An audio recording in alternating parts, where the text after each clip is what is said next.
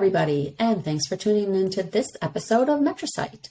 I'm Beth Schultz, VP of Research and Principal Analyst at Metrigy, and with me is Weston Morris. Weston leads the global strategy for digital workplace services at Unisys. Welcome, Weston. Beth, I tell you, it's such a privilege to be here. I've been going through some of the earlier podcasts, and your company's been doing some great work on experience management, and looking forward to maybe add to that today. Well, thank you, Weston. Appreciate that. We've talked a few times, the two of us, about Unisys' vision for how to go about enabling the modern workforce and creating a next generation digital experience for employees. So I know that you have some interesting perspectives to share.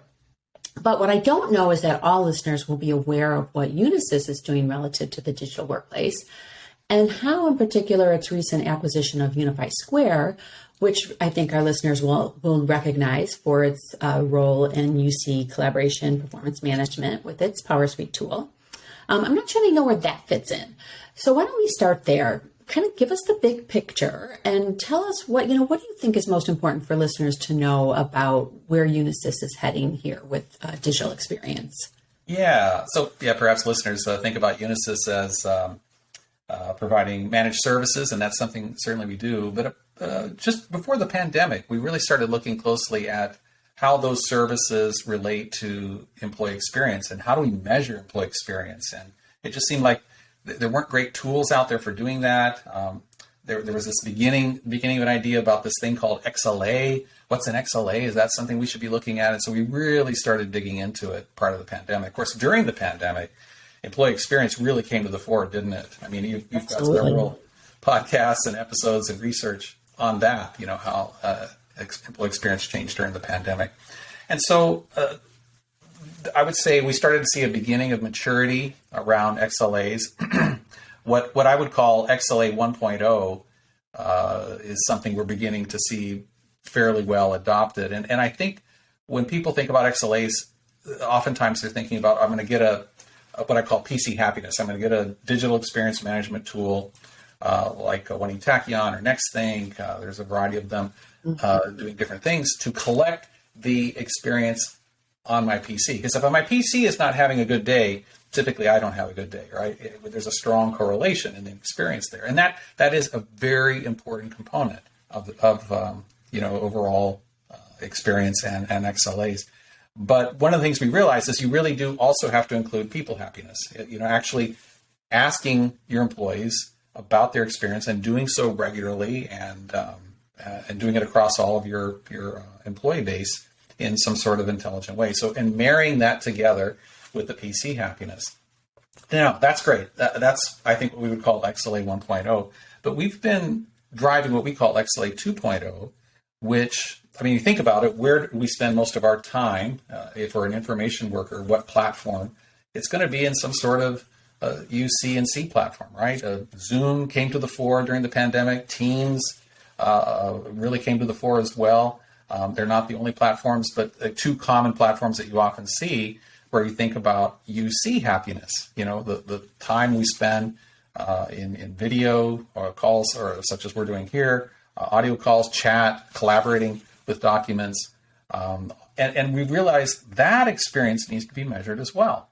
And so that's now we come back to your question about Unify Square. We recognize that there really weren't many tools out there that are measuring the UC happiness in the same way that we're seeing the ability to measure the PC happiness. And Unify Square PowerSuite does that very well. And so we thought, that's great. That's a great acquisition. It complements our managed services around unified communication and collaboration, but it also lets us drive, in part, what we call XLA 2.0. So in addition to measuring the PC experience and the people, or the PC happiness, the people happiness, also measuring the UC happiness and marrying that all together to really get a much better, a broader view of what's going on with employees and how they're working, and then to make recommendations of how to improve it.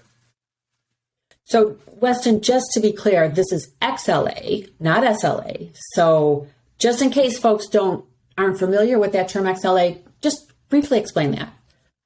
Yeah, that's probably worth doing. Maybe I should have done that at the beginning. But I think most people are familiar with SLAs. They've been around for decades. Right. They measure specific moments in time of our experience with our services, and maybe not just the experience, but what's happening with the level of efficiency in those services. So, for example, the service desk, you might have an SLA, service level agreement with your service desk provider to say, okay, what is your average handle time? How long do people spend on the phone? And the idea of thinking, hey, if we get that down, it reduces the cost of the service desk, and it should improve the efficiency of end users. If they spend a long time, talking on the phone to somebody to get help, maybe something's wrong, really wrong, and we need to. There's an underlying problem that needs to be fixed. And that thinking, in general, makes sense. But the problem with that is, I'll just give an experience, like contacting my internet service provider to get some. We were just here with a power outage for 5 days, as is often the case in talking to an internet service provider, I don't think I'm alone here, you find that you don't get help immediately. You start chatting, and then maybe you get escalated to a live person. Maybe they can't handle the problem, so it gets escalated to someone else. And by that time, I'm pretty frustrated. Right. However, one of their SLAs may be, what's a CSAT, the employee survey that's done at the end. Well, that last person was so helpful and so kind and so nice. There's no way I'm going to give them a bad rating. I gave them a good rating. So the SLA was good. It was green, but was my experience green? No, it was terrible. So that XLA really, if they had an XLA in place, they'd be measuring the whole experience, not just that one instant, that last person I spoke with, or the average handle time, or small measures like that, microscopic measures. We're taking a look at what is my overall experience with support. Or we can measure what is my overall experience, with my PC, or my overall experience if I'm a new employee, like with onboarding even, my onboarding process. So measuring, and that may be composed of lots of SLAs, as well as measurements coming from a digital experience management tool, like I mentioned earlier, or measuring my UC experience, as I mentioned, with PowerSuite. That's a great example, and one I think everybody can relate to, right? So thank you. So I wanted to kind of circle back to that idea of that UC happiness, because in Metrigy's employee experience research, we know that companies are placing high value on the ability to pull behavioral and usage insights from their UC tools, from their collaboration tools. And I think that sort of dovetails with the idea that Unisys is kind of pushing around beyond kind of monitoring to providing insight back to the employee. Do I have that right? Would you agree? That is the goal. You may have noticed I just paused there for a little bit as you're describing that, because I think that there's a difference between where most enterprises are at in not just measuring experience, but then gaining some insight and what they do with that insight, as opposed to what's ultimately possible. I mean, where there's just so much power that is going to become available as people start using this. So I might just give an example of some different insights. I think initially, when people deploy a tool to measure like PC experience or UC experience, they're looking at, okay, let's really focus on making all of my employees' experience better as a whole. Let's measure everybody. Let's see what their experience level's at. Let's look at that at a macro level and improve across the board everybody's experience, and that's good. And so the improvements might be. Let's make a change to a policy, or let's, there might be a memory problem, or there might be a driver problem, or a conflict between two different applications. And that's all good. I would say that's the foundational stuff. Getting insights about that and then making changes, that's insight number one. Insight number two is kind of getting closer to what you're describing, and that is looking at specific users. So one of the things we try to do with XLA 2.0 is to have persona-based XLAs, where it's not just everybody. We say, let's look at, because, Beth, I'm sure in the consulting you run into companies where someone in manufacturing and how they use a UC platform is very different than a salesperson. It may be very different from someone, in finance or HR. Right, of course. And so it makes sense to define an experience level that's going to be unique to their situation, and then to gain some insights as to, okay, what's going on with this manufacturing person? What's going on with the salesperson? What's going on with this HR person? And their experience with the same platform can be very different and they should be tailored accordingly. They may need different policies. They may need different guidance or training, or even a different device, to get the job done. So that's insight number 2. The third is actually an insight back to the business. So there may be certain business initiatives that, let's say maybe, there always are, right? Every company's got some sort of digital transformation project going on, or some business initiative, or even it could be an HR initiative, like a goal to improve my ability to attract and retain talent. I think you had a podcast on that a little while ago. So should I try to measure the employee's experience and relate it to my attrition rate of employees? Wow. Now that's really going to another level.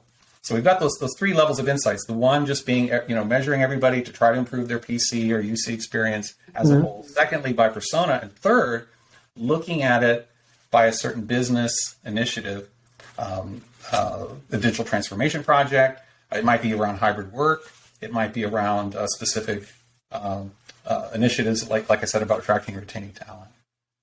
That's great. I mean, it is very wise, I think, to look at it across all of those 3, right? Because if you're just doing the user experience outside of the overall business value, you're going to be really limited in what you can achieve, I think. So, anyways, Weston, you recently gave me an example of how insights from PowerSuite sort of married up with organizational change management kind of proved invaluable for one of your customers, I guess, or, when they were migrating from one collaboration and meetings app to another. And I really like that story, and I'm hoping that you can share it here with us too. Yeah, that was pretty exciting. I mean, there was 2 levels of cool stuff happening there, I might say. And I always, if you're around me enough, you'll hear me say better together at least once a week. And this is an example of where an experience program and the data that it's collecting can improve another program like organizational change management. If you bring them together, even better things can happen. And that was the case here. So, many companies have been involved with a standardization of UC platforms. So, during the pandemic, people just quickly, let's pull together what tools we're using. Somebody might be using Zoom here, somebody using WebEx here, somebody might be using Teams or Skype over there. It's okay. Let's just all start using them, and because we've got to, not worrying about any sort of standardization. After the pandemic, they go, okay, let's be a little bit more thoughtful about this, and let's standardize. Let's just pick one of these, and let's move everybody to it so we can have some efficiencies. We'll have cost efficiencies, and hopefully we can even have an improved experience with everybody using the same platform. And that was true here with this company. So they're migrating to a single platform, to Teams.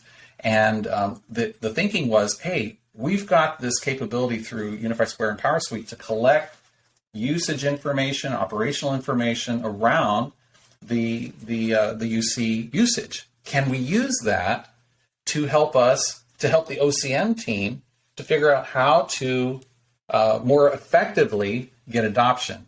Because you know the problem, right? In IT, we think, let's build a technology. If we build it, they'll come, right?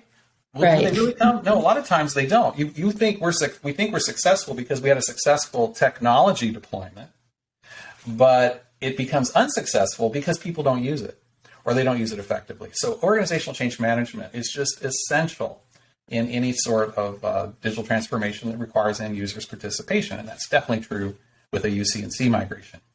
So what we were able to do is with PowerSuite, we were able to track the adoption as people moved off other platforms and moved to Teams.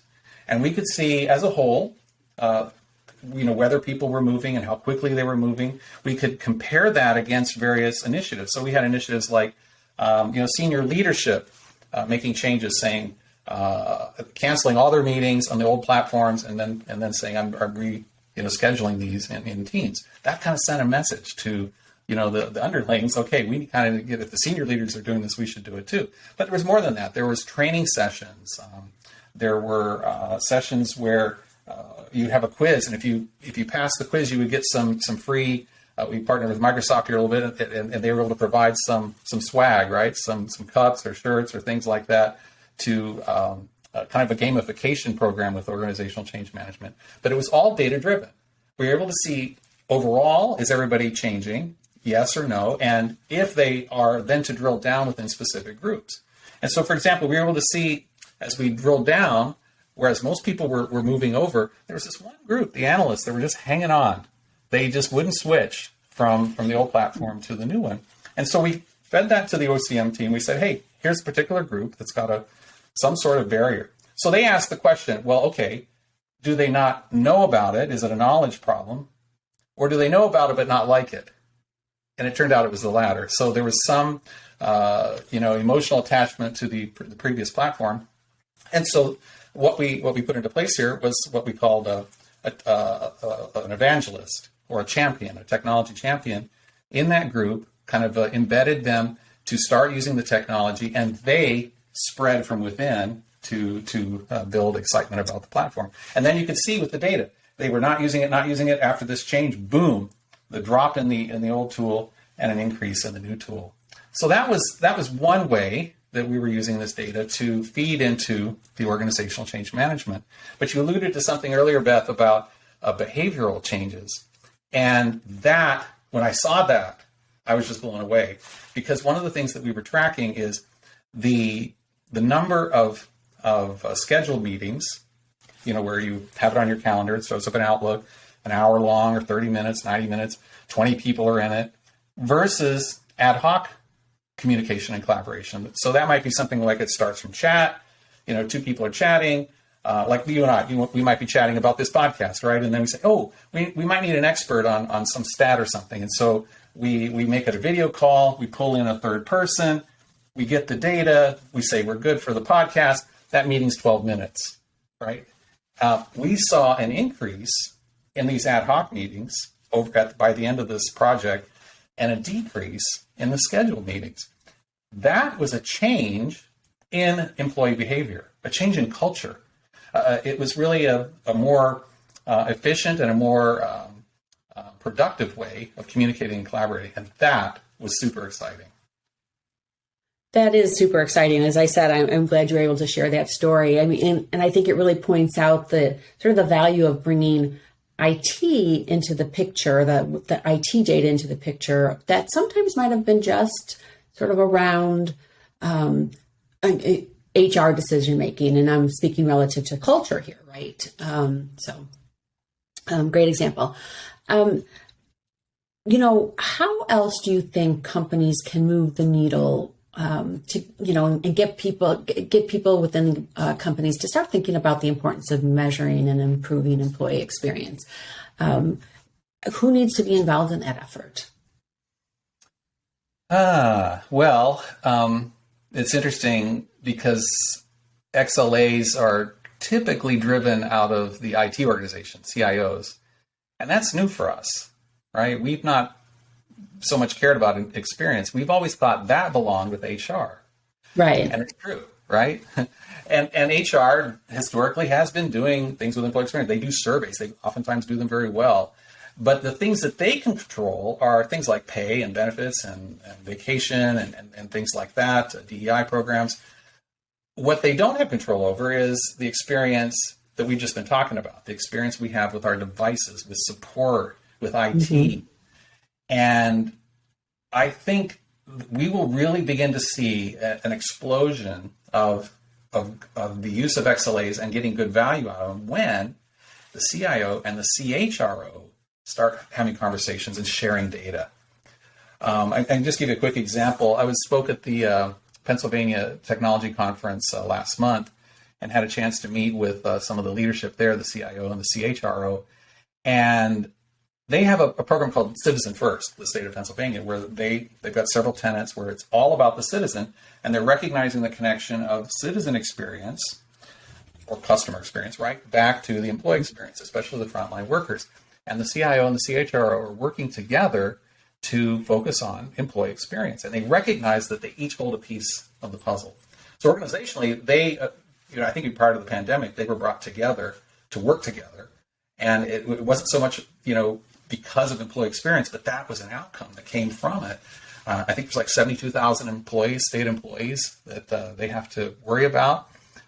There's certain jobs that they know, that the CHRO knows. There's certain roles that have a high turnover rate. It's just natural, like for us in the service desk, there's a higher turnover rate there than there would be, maybe in engineering or something like that. Same thing with state government. So they recognize that, and they are communicating and collaborating to say, okay, the CHRO knows that, shares that data to the CIO, and the CIO says, okay, what is the impact that we're having on how we provide technology, how we provide devices, and how we provide support, for those groups that have a high attrition rate, and what can we do to improve that?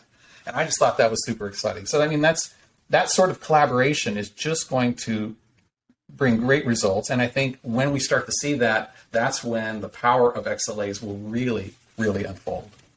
Yeah, I think we'll be hearing more and more about CIOs and HR leaders coming together. I think that's a trend to definitely watch for around employee experience. Okay, two last questions, Weston. First, how are your customers measuring success around their digital workplace experience initiatives? And then second, what recommendations do you have for companies looking to refine their workplace strategies? Okay, let me start with that first one, how they're measuring success. I think the inclination for many as they get their feet wet with XLAs is they've deployed a digital experience management tool, like I mentioned earlier, and that naturally has a dashboard and has a score, and they're using that score. They're saying, I'm going to measure success by seeing that score improve. And maybe even to the next level, okay, that's the score for everybody. Let's now drill down by certain groups and certain personas, and we'll see that score improve. And I would say that's foundational. I mean, yeah, you've got to do that, but there's so much more that could be measured for a great experience. As an example, coming out of the pandemic, people are looking at hybrid work. How do I implement hybrid work? I've still got, in many cases, some people working remotely, some people in an office, some doing both, a certain number of days a week. Wouldn't it be great to have an XLA that measures the experience parity between those two groups? Because if you do that, I've gone well beyond just saying I've got a PC that, the boot time is now, 30 seconds instead of 5 minutes. That's great. But now let's go to the next level and look at a business initiative like, hybrid work and measuring that. And that's one of the things that we're doing. That's part of our XLA 2.0 is to measure that type of that business value, not just the IT value. Another example might be with an onboarding program. Let's improve onboarding. Let's measure the experience. Let's actually see what contributes to a poor experience, and let's improve that.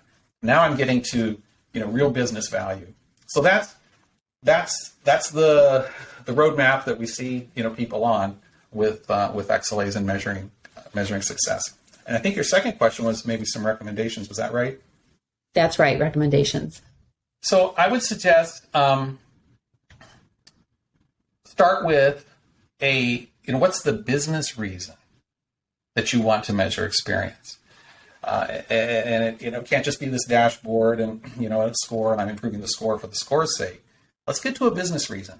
And the sooner you can start defining business reasons to measure experience, the more you're going to see real value that not just the CIO sees, but everybody in the company sees. Secondly, once you figured out the business reason and what why you want to measure experience, start figuring out what's the data that I have. Do I already have data? Most organizations do. ITSM tools produce data. Your service desk produces data. You probably will need to deploy some type of tool like a digital experience management tool to collect your PC happiness, or like we're doing with Unify Square and PowerSuite to collect the UC happiness. But bring that in. Sometimes many times HR is already collecting survey data. Okay, great. Let's marry that in. Now I've got the people happiness. Look at these data sources, figure out what it is that contributes to experience and reveals that, and then put that into place. One of the things, we've talked a lot about the technology. One thing I may have overlooked here, Beth, is organizationally what's needed. And that was a mistake we made early on, is we think, okay, we've got this data, it should just be obvious, what to do with it. But we realized we needed to dedicate a group of people. We called it the Experience Management Organization. This is a small group of people that is just looking at this experience data and asking two questions. So what? There's a score of 7. So what? Is that good or bad? Figure that out. And then, if it is bad, ask what now? What am I going to do to make the changes? If I don't get to that what now, this is all just an interesting, exercise with a cool dashboard. It doesn't result in any changes. So if you get to that XMO, you get to that organization that's looking at the data and making changes. Speaking of which, there's a couple of podcasts I did last year with Neil Keating of Brighthorse in the UK. And he sat down with me and we talked about, I'm just looking at the episodes, episode 25 and 26, anti-patterns, 6 anti-patterns that can get in the way of a successful XLA program, and then 4 XLA mistakes that we're seeing in the industry. So the insights he shared, I think, were really, really valuable there. So take a look at that. I think that's a great place to get started with these steps here. And folks can find that. Weston, what's the name of your podcast? Oh, yeah, I should have mentioned that. It's the Digital Workplace Deep Dive. Digital Workplace Deep Dive. Okay, episodes 25 and 26 among all of them, right? Listen to all of them. Well, I love that those last bits of advice. Look for experience parity. Find the business reason for measuring experience. Find those data sources, and then ask that. So what and what now? That's great. And I do that. That's a perfect place to leave off. Weston, thanks again for sharing with us. And until next time, everybody, take care.